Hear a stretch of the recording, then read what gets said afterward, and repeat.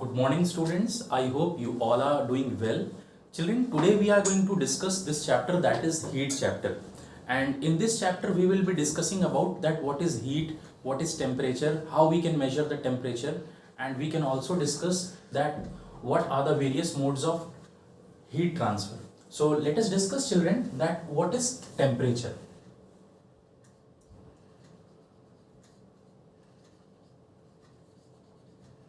Before discussing temperature, you should know that what is heat. Children, heat is a form of energy, and when we say that the objects are hot or cold, actually we are talking about its temperature. So, for example, suppose if I say what is a temperature? So, temperature means the degree or extent of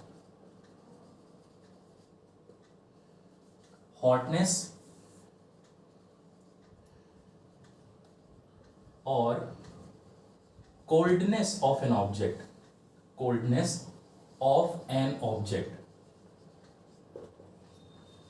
So we can say temperature is the degree or the extent of hotness or coldness of an object. And children, we can measure the temperature in various scales, that is the Kelvin scale, Celsius scale,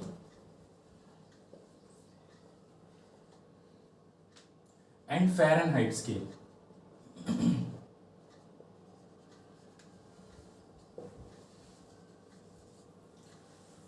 To measure all such temperature ranges or to measure the temperature, what we require is a device which is known as thermometer.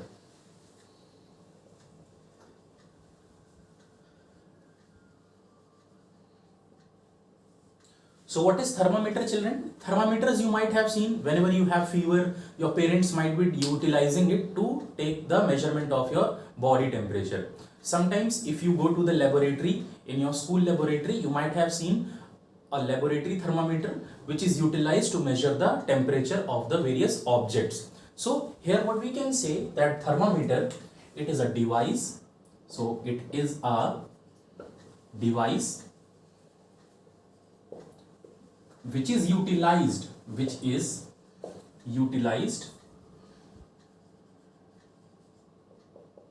to measure the temperature ranges.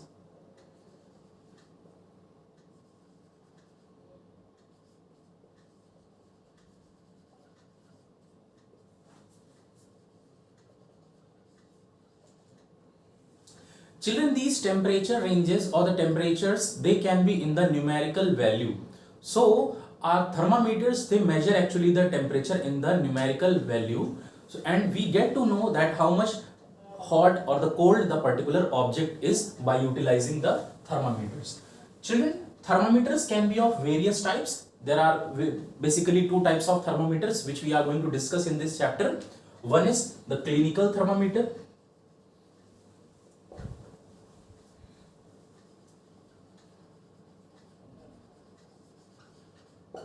and another we will discuss is laboratory thermometer.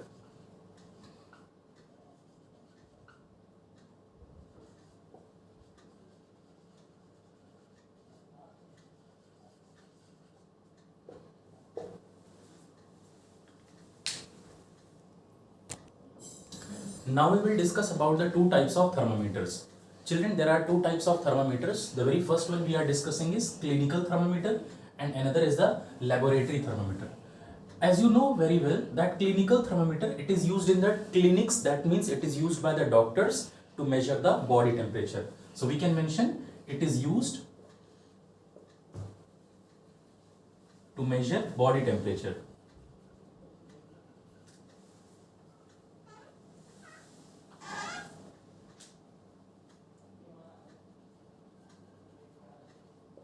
And if we talk about the laboratory thermometer, so it is used to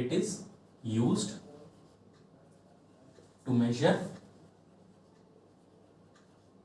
the temperature of objects.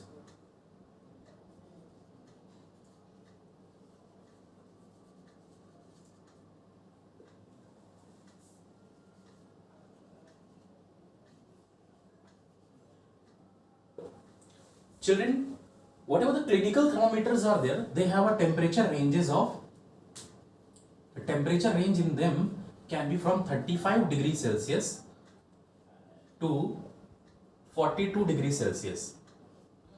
And these laboratory thermometers, they have the temperature ranges from minus 10 degrees Celsius to 110 degrees Celsius.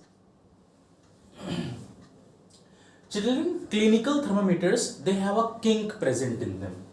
So we can mention they comprise a kink present in them.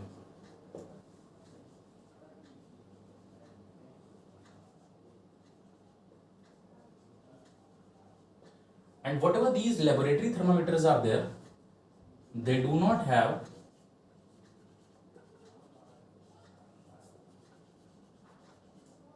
kink present in them.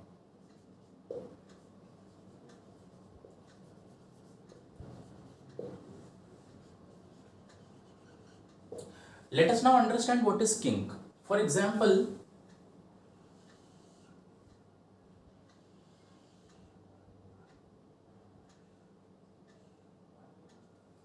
we have this clinical thermometer. This is the clinical thermometer we have. And either of the thermometers, whether the clinical or laboratory thermometers, they are made up of glasses. So here our clinical thermometer is also made up of glass. And what it is comprising? It is comprising one bulb. This is the bulb of clinical thermometer. This is bulb. And one capillary tube, one glass tube is connected to the bulb like this.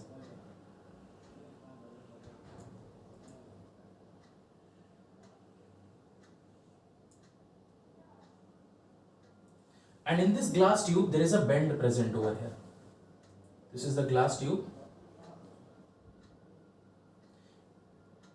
And in this glass tube, there is a bend present over here. This is a bend. This bend is known as kink. So what happens, children, when we are measuring the temperature by utilizing a clinical thermometer, for example, this is a clinical thermometer and this is the bulb of the clinical thermometer, then what happens, while measuring the temperature, the mercury has rised up, and when we have taken out the thermometer from the person's body, when we have removed the thermometer, that is the clinical thermometer, from the contact of person's body, then this mercury should not fall back. If this mercury will fall back again into the bulb, we will not be able to measure the temperature of the person's body. So this kink which is present over here, this kink which is present, this prevents the falling back of the mercury back into the bulb until unless we are not going to take the temperature. So once we have taken the measurement of the temperature of the person's body, then we have to shake the thermometer so that the mercury should go back into the bulb, and then we are again going to take the measurement of the other person's body. So I hope these points are clear. So we can say that they comprise, that is the clinical thermometers, they are having a kink present in them, whereas the laboratory thermometers, they do not have kink present in them. Children, whenever you are measuring the temperature of any person's body, then what we do is, once we have taken the thermometer can be put in the mouth, or it can be touched, or it can be in the contact with the person's body, and after some time then we have to remove that thermometer, and then the temperature measurement we have to take in the clinical thermometer. That means once the thermometer was in contact with the person's body, later on the thermometer has to be removed, that is it has to be kept away from the person's body, and then the temperature we can measure and we can note it down. But in the laboratory thermometer, whenever we are noting down the temperature, the thermometer should be always in contact with the object. For example, suppose this is the cold water, or this can be the hot water also. This is a beaker, and in this beaker, suppose a thermometer has been kept. This is the thermometer. Okay, this is the thermometer. So this thermometer has to be always in contact with the water or with the object of which we are going to measure the temperature. So for example, we are going to measure the temperature of this water which is kept in this beaker. We have to always we have to always keep the bulb of this thermometer, that is the laboratory thermometer, in contact with the object so as to measure the temperature very properly. If you are removing it, then you will not be able to measure the temperature properly. But in the clinical thermometer, what you have to do, suppose this is the person's hand, okay, this is the person's hand, then whatever the person's body is there, the thermometer has to be in contact with the person's body, and after certain time then we have to remove it, and then we have to note down the temperature measurement. So this has to be like, the clinical thermometer has to be removed from the body, then the temperature range has to be noted down, and the laboratory thermometer has to be there in the object continuously, and then we can note down the temperature. Children, now we are going to discuss about the modes of heat transfer. See children, there are three modes of heat transfer. One is conduction, another is convection, and the third one is radiation. See, in conduction what happens? The heat gets transferred.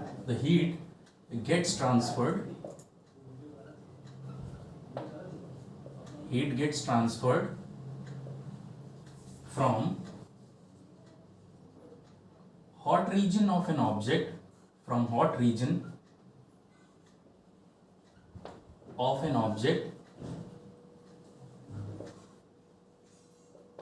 towards the colder region,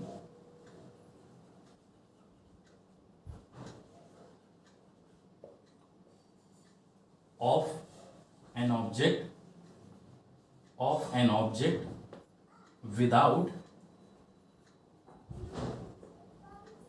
actual movement of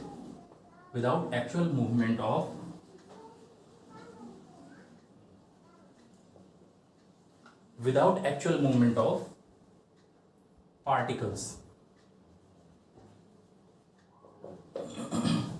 For example, children, suppose you have a metal piece. Suppose this is the metal piece, this is a metallic, you can say, scale. This is a metal scale, okay, and in this metal scale, suppose we are applying heat towards this region. This is the candle and this is the flame. So we are applying the heat towards this region, and here what we are doing is, here we are applying some iron nails with the help of wax. These iron nails we are connecting with the help of wax. This is wax, this is again wax, and these are the iron nails we are connecting over here. These are the iron nails we have connected to this metallic scale. Now, if we are applying the heat to this part will become hot, this region will become hot, and then this heat is going to get transferred. So we are applying the flame, that is the heat, in this region. This particular region of the object is becoming hot. This is becoming hot, as you can see. Now this heat is getting transferred from this region towards the colder region. This region is the hot region, this is hot, and this is cold region. So from its hotter region, the heat is getting transferred towards the colder region. Now as the heat is transferring, then whatever the wax with the nails is there, iron nails is there, it will melt, and these iron nails will fall down. First this iron nail will fall down, then this iron nail will fall down, and then this iron nail will fall down, and these iron nails we have connected with the help of wax. मोम की help से हम लोगों ने इनको connect किया था. इसकी वजह से क्या हो रहा है, जब हीट ट्रांसफर हो रही है तो ये आयरन नेल्स मोम पिघलने की वजह से, जो यहाँ पर जो वैक्स पिघल रहा है, वैक्स के पिघलने की वजह से this wax is melting and this iron nail, it will fall. Then the iron nail over here, which was connected with the help of the wax, it will fall. Then over here, the iron nail which was connected with the help of wax, it will fall. So what it is telling, what it is suggesting, children, ये बता रहा है आपको कि the heat from the hot region to the cold region is getting transferred without the movement of any particles. आपने कोई भी particle movement इसमें notice ही नहीं कर पाएंगे. Why? Because in solids, for example, the metals, the heat gets transferred by the help of what? By the help of conduction. And in conduction, the heat transfer occurs, that is from one region to the other region. One region means from the hotter region to the colder region, without the actual movement of particles. The particles, they are so closely arranged, children. In solids, the particles are so closely arranged. The particles are very, very closely, you can say, they are closely arranged like this. So there is no space in between. So if there is no space in between the particles, how they will move? They can't move. So without the actual movement of particles, the heat will get transferred. I hope it is clear to you, children. Now, the next we will be discussing. So one thing we will mention over here, that the conduction takes place in the solids. Okay, solids, where the particles are very closely arranged or closely connected to each other. Then next one we will discuss is convection. In this mode of heat transfer,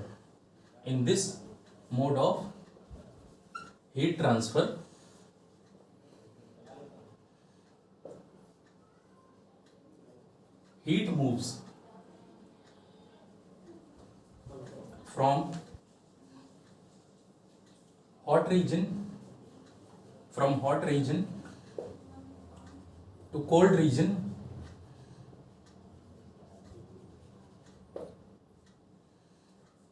with the movement of particles, with the actual movement of particles.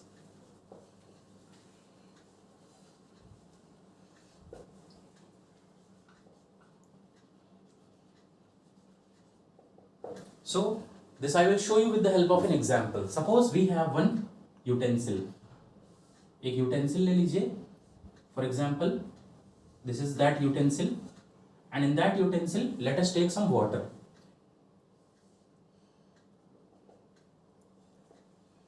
This is water. Now apply flame from bottom. Okay, this is flame. We are applying with the help of a burner. This is the burner.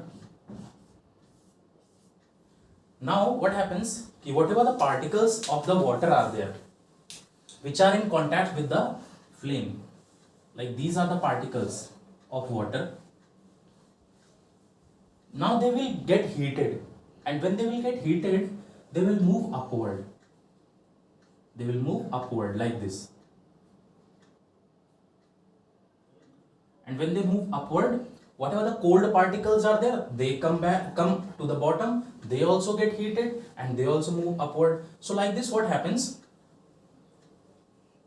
That the hotter particles, they move upward, colder particles, they come downward, and when the colder particles, they get heated, they again move to the upward. So like this, when the whole water or all the particles of the water, they get heated, the process keeps on taking place until unless the equilibrium state comes. Equilibrium means until unless all the water molecules, they get heated.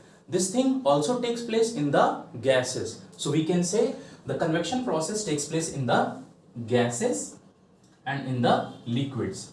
And what are gases and liquids? They are the fluids. What are they? They are fluids. That means they can flow. Okay, I hope it is clear. Now next, let us talk about the radiation. In this mode of heat transfer, heat from hot region moves towards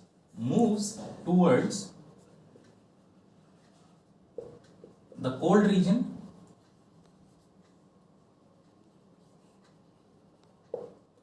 without the need of any medium, without the need of any medium. So children, for example, suppose you might be knowing that we all live on earth. This is suppose the earth and this is sun. This is sun. So in between the earth and the sun, there is no medium. Vacuum is present. In between the earth and sun, what is there? No medium. That means vacuum is there. So the sunlight reaches to the earth, that is the sun's heat reaches to the earth. As you can see, the sun's heat reaches to the earth in vacuum, that is no medium. Vacuum means no medium. Vacuum means no medium. So from the sun, the heat is coming to the earth, this is the earth, without any medium. That means from the hot region towards the cold region, the heat is getting transferred without any medium. And this type of mode of heat transfer is known as radiation. Now children, let us understand about the application of conduction and convection. So conduction and convection application can be utilized in this, you can say, the sea breeze and the land breeze. See children, during the daytime the sea breeze blows. What is happening in the sea breeze? You know very well that this is sea, this is land. Okay, this is land.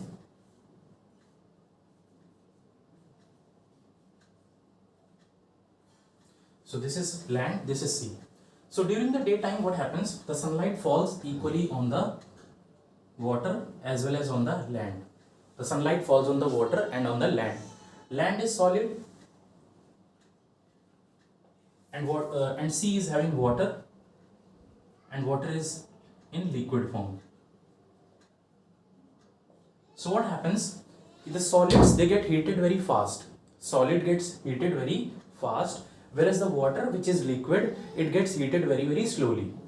So when the land gets heated fast, by the conduction process, the air above the land, for example, the air above the land, this is the air which is above the land, this air rises up. This air rises up. Okay, the air above the land in the daytime gets heated very fast because the land is solid and the land gets heated very fast. So the air above it gets heated and the air rises up. So the hot air rises up.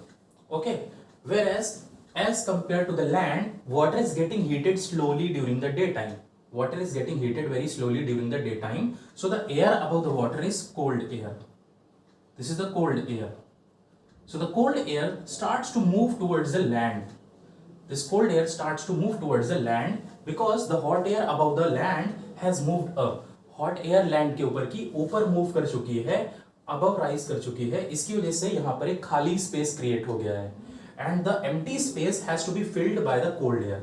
ये खाली जगह जो कि अब यहाँ पर hot air ऊपर उठ चुकी है, तो खाली जगह बन गई है. ये खाली जगह को भरेगा कौन? Cold air will fill that empty space. So the cold air from the sea moves towards the land. This is known as sea breeze. As the air, that is the cold air, is moving from the sea towards the land, so this is known as sea breeze. So during the daytime, that is during the daytime, the sea breeze blows. But what happens during the night time? During the night time, as you know very well that during the night time the land becomes cold. The land becomes cold because the land is solid and the solids get heated fast as well as they get cooled down also fast. So during the night time the land gets cooled down very fast. So the land is now cool during the night time. But as the whole day the sea water has been heated up. Whole day, पूरे दिन जो है sea water वो गर्म हुआ है. The whole sea water has become hot. Now whatever the hot air above the sea is there during the night time, this hot air rises up. This hot air is rising up. So hot air rises up. So when the hot air rises up, this area becomes vacant.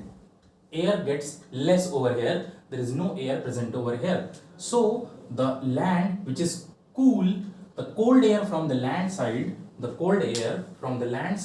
moves towards the sea. The cold air from the land side moves towards the sea, and this will be known as the land breeze. I hope these two concepts are clear to you children. And these sea breeze and land breeze concepts, they utilize conduction, that is for heating of the land, and convection, that is the heating of the water as well as the air.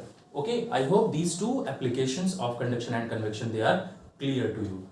Till then children, take care. Thank you.